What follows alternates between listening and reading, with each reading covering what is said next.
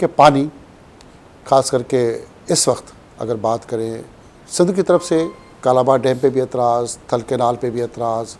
آج جو اعتراض ہے وہ شیخ کینال، اور آپ سمیت بہت سارے دانشور، ادیب، وکیل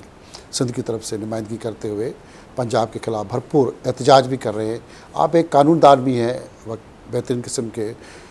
یہ جو قانون ہے وہ کیا کہتا ہے کہ انڈس ریور پہ جو پانی سندھ پہ ہمیشہ اعتراض ہوتا ہے، تو بنیادی طور پہ قانونی نقطہ نگاہ کے طور پر کہانی اصل کیا ہے کہ کیوں احتجاج ہو رہا ہے اور قانون کیا کہتا ہے اس حوالے سے؟ مہربانی بھٹو صاحب، دیکھیں پاکستان ایک فیڈریشن کے طور پہ پیدا ہوا تھا اور فیڈریشن کے طور پہ ہی چلنا تھا۔ 1940 کا ریزولوشن تو ایک کنفیڈریشن کی بات کر رہا تھا، اسٹیٹس کی بات کر رہا تھا۔ 1946 میں پھر اسٹیٹ کا تصور آیا، لیکن وہ اسٹیٹ جو تھی وہ ایک فیڈرل اسٹیٹ تھی، اور جتنے بھی ہمارے جو کانسٹیٹیوشنس بنائے گئے اس میں بھی یہ بنیادی اصول جو ہے فیڈریشن کا اس کو رکھا گیا۔ تو یہ اب ہم ذہن میں رکھیں کہ پاکستان ایک فیڈریشن ہے، اور فیڈریشن کا مطلب یہ ہوتا ہے کہ آپ صوبے اور وفاق کے بیچ میں ایک ڈسٹریبیوشن ہوتی ہے جو لیجسلیٹو، ایڈمنسٹریٹو اور آپ کے ریسورسز کے حوالے سے، فائنینشیل ریسورسز اور سارے باقی ریسورسز کے حوالے سے آئین کے اندر ایک طریقہ دیا گیا ہے کہ فیڈریشن کے پاس کون سے وسائل ہوں گے، کون سے پاورز، کون سی اتھارٹیز ہوں گی، پروونسز کے پاس کیا ہوگا، یہ سارا آئین میں دیا گیا ہے۔ اور خاص طور پہ پانی کے لیے یا جو پارٹ 2 فیڈرل لسٹ میں جو سبجیکٹس تقریباً 18 سبجیکٹس ہیں جو دیے گئے ہیں، اس کو بالکل ایگزیکٹو کے کنٹرول سے نکال کے اور سی سی آئی کے اندر رکھا گیا ہے، کیونکہ یہ جتنے بھی سبجیکٹس ہیں یہ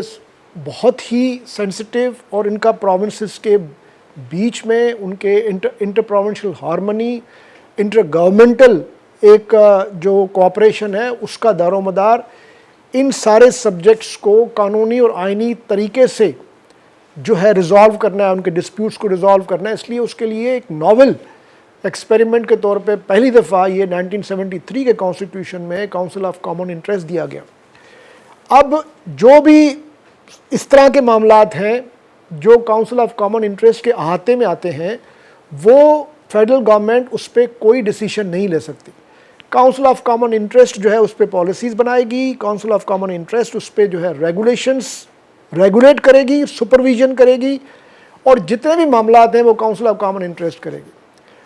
اس وقت سندھ میں جو آپ کو جو غم اور غصہ نظر آ رہا ہے، اس کی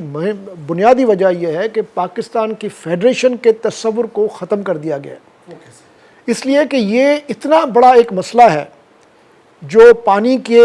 ڈسٹریبیوشن کا، جس پہ ایک اکارڈ بھی موجود ہے 1991 کا، جس میں کتنی پرسنٹیج کس صوبے کو ملنی ہے وہ طے شدہ ہے، حالانکہ اس پہ بھی ہمارے اعتراض رہے ہیں، لیکن چلیں۔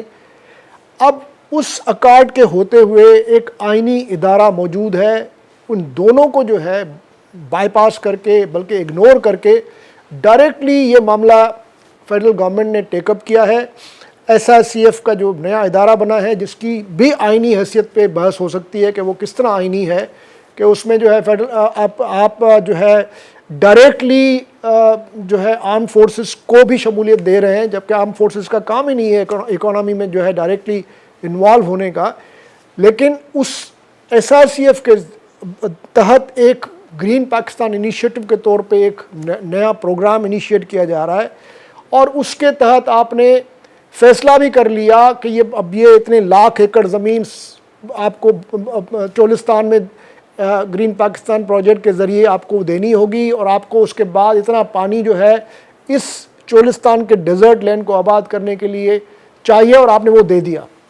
اب جب ایک ادارہ موجود ہے، آئین نے ایک طریقہ دیا ہے کہ آپ اس طریقے سے اس ادارے کے ذریعے یہ معاملات طے کریں گے،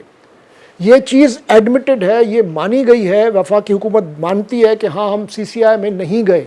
گورنمنٹ آف سندھ چیختی رہی ہے کہ جی پچھلے 1-1.5 سال سے ہم نے یہ معاملہ سی سی آئی میں اٹھایا ہوا ہے کہ پہلے ہم کو بتائیں تو صحیح